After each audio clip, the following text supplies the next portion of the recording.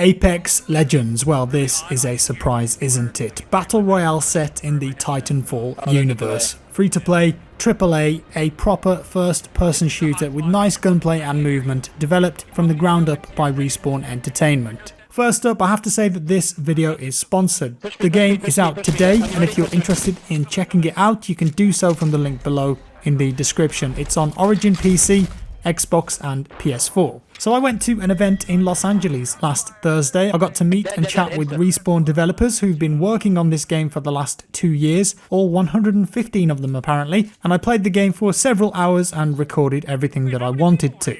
And we were told that every decision that was made for this game from the beginning, the idea for it, the gameplay, the fact that it's free to play, the launch of the game, and the idea to not do any marketing for it and just release it, it's all come from Respawn Entertainment. What is it then? Well, this is a traditional battle royale in a few senses of the words. There's lots of players, in this case 60 per match. You drop in from a vehicle and choose where to land. There's loot on the ground and a ring that gets smaller and smaller, forcing the players together. You know the drill. Now, how this isn't a traditional battle royale is because of a plethora of reasons. To start with, it's 3-player squads only at the moment, but I imagine when people play it, they will be screaming out for solos and duos, so I hope that Respawn can figure out a way for people to play the game in those formats. Now, before the game starts, you get to pick a character or a legend. When the game launches, there will be 8 of these legends in the game to choose from. Think of these as unique characters with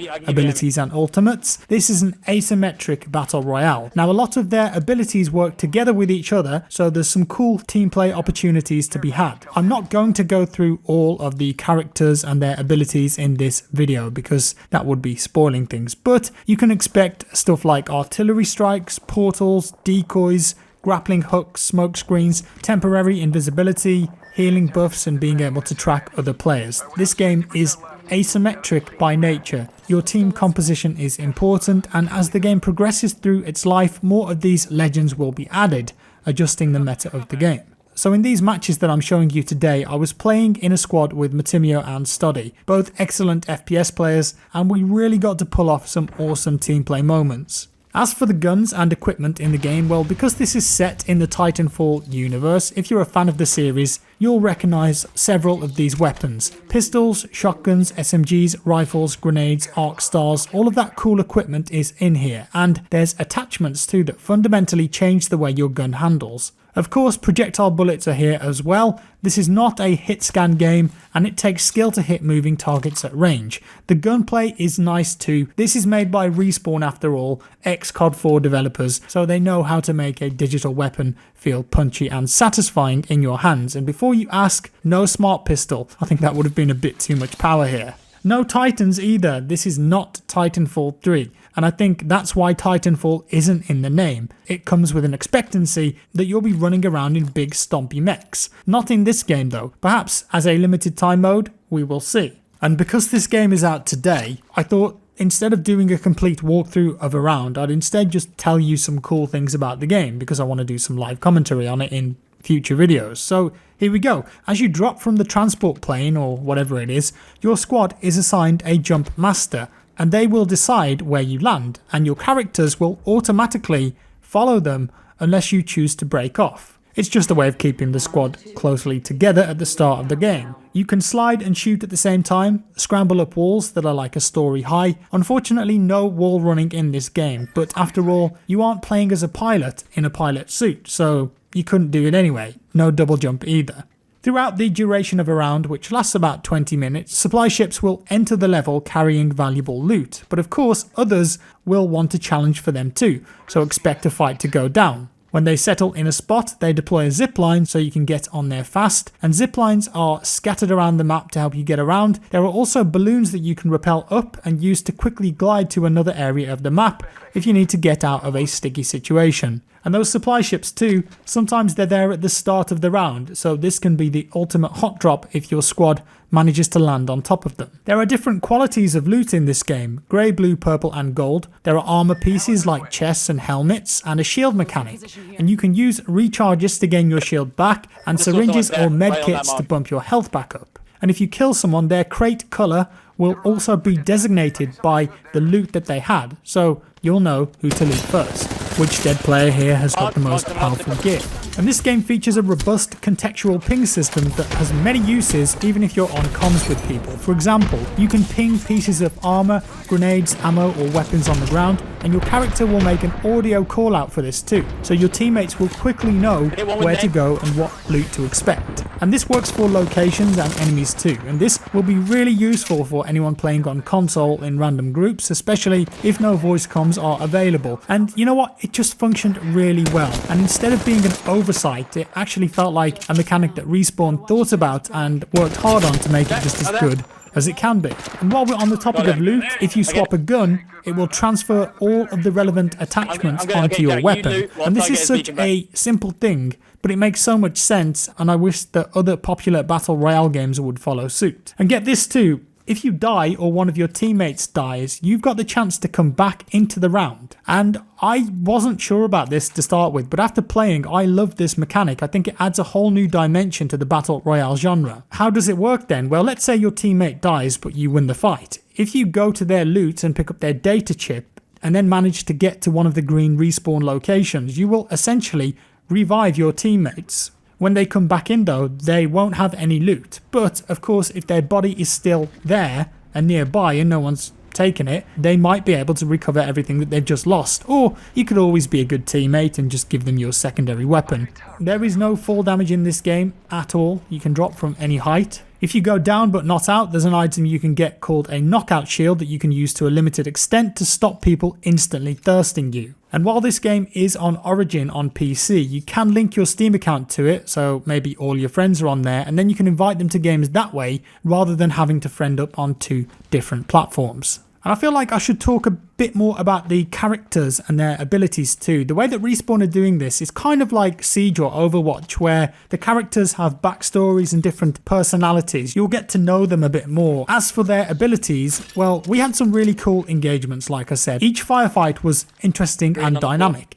It's not just you and your gun anymore because of the design of the game. It's you, your skill, your gear, your guns, your movement, but also your character's abilities and how you synergize them with your teammates. For example, one of the characters can create portals that you can use to teleport from location A to location B. You can put these wherever you want. So you can use them to quickly save a down teammate if they're able to crawl through. Or you could create traps or elaborate flanking routes. Or another one, the smoke barrage on one of the characters. Layer an area with smoke, and then the witch doctor dude, I forgot his name, can use his ability to see through smoke and light the blind targets inside of it up with gunfire. And it adds an entirely new layer to Battle Royale, and when you combine that with the solid Titanfall-esque gunplay and fluid movement, you get something that I've not experienced in this genre before. Because Battle Royale really is a new genre of game. And I think with all this put together, the meta and the tactics in the game are going to be crazy. And the last cool little thing that I wanted to mention, around the level are banners. And on these banners they show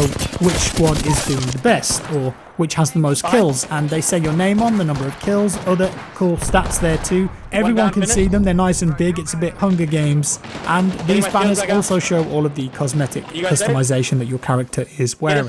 Obviously, I'd love to go into more detail than this, but I feel like that would be better left to when I can actually create videos on this game from home and plan them out better and do some live commentary and really delve into what's going on here. So that's a quick overview of some of the cool stuff, the stuff that I liked, but of course there were a few things that I didn't like about this game and a couple of concerns. For example, the head bob was a bit extreme at times and I wish that I could have turned it off. Sometimes the projectile speed feels too slow on certain guns for the type of game this is and the size of the map, and my biggest concern is that I'm worried gear dependency and simply avoiding combat and farming to get the best armor will be the easiest way to win, because shields and armor are so important in this game, perhaps a bit too much in my opinion. But I'm sure that these values can be tweaked and the community plus Respawn will decide what works best. Apart from that, the spectator mode was a bit laggy. I hope that the tick rate can keep up with the amount of players, because this is still running on the Titanfall 2 engine. I don't think that was really designed for this many players, but I'm sure that Respawn have got that locked down. We'll see when it comes out. And also, I've got some concerns about anti-cheat. With this being free to play, yes, of course, there's going to be a lot more cheaters. And with this being kind of still based on the source engine, yes, I know it's almost completely different, but I'm sure that there is some base source code stuff in there. And we all know how bad cheating was in source engine games, CS Source, CSGO, 2 prime candidates. So anti-cheat, really, it's got to be on tip-top form for this game on PC. On console, they don't really have to worry about it, but PC, yes, this could be an issue unless Respawn are in control of this. And the last thing that I didn't really like is the name.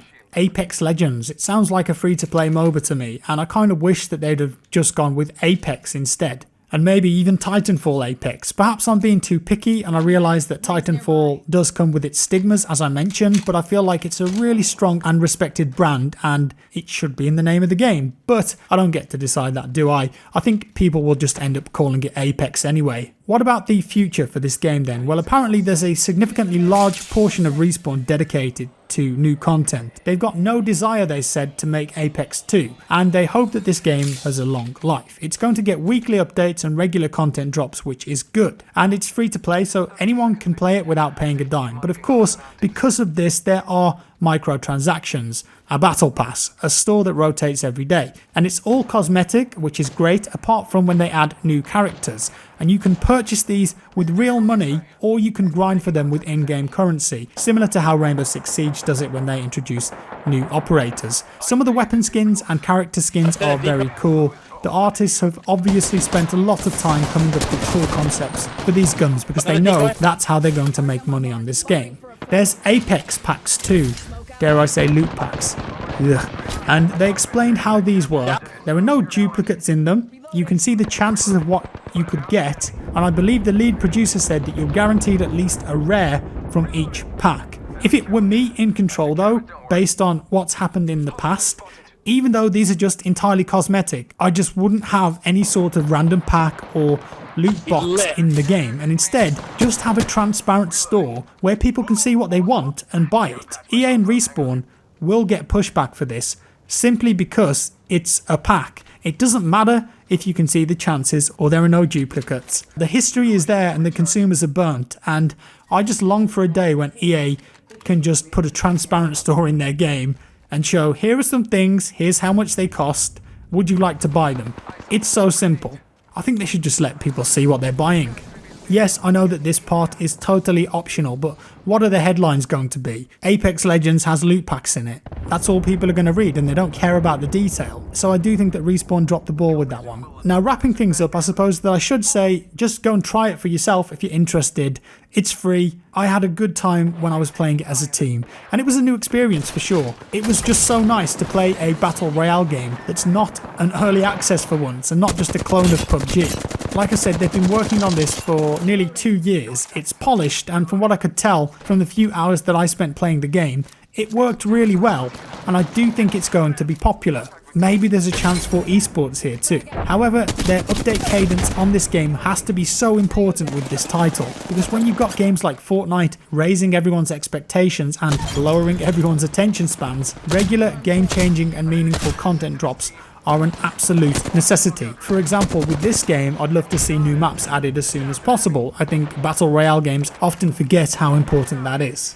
So there it is, guys. Let me know your thoughts down below. Battle Royale in the Titanfall universe. I didn't think I'd ever see the day. If you're a Titanfall fan, you might be a bit disappointed that this isn't Titanfall 3. Totally understand. Titanfall 1 and 2 were criminally underrated, but I'm sure that we will eventually get a proper Titanfall 3. This is something completely different, and it doesn't feel rushed to me. It feels like they've thought this one out and put a lot of love into it, but be the judge for yourself. And there it is, guys. If you enjoyed it, leave a like. If you didn't, a dislike. Subscribe for more, and I'll see you in the next one.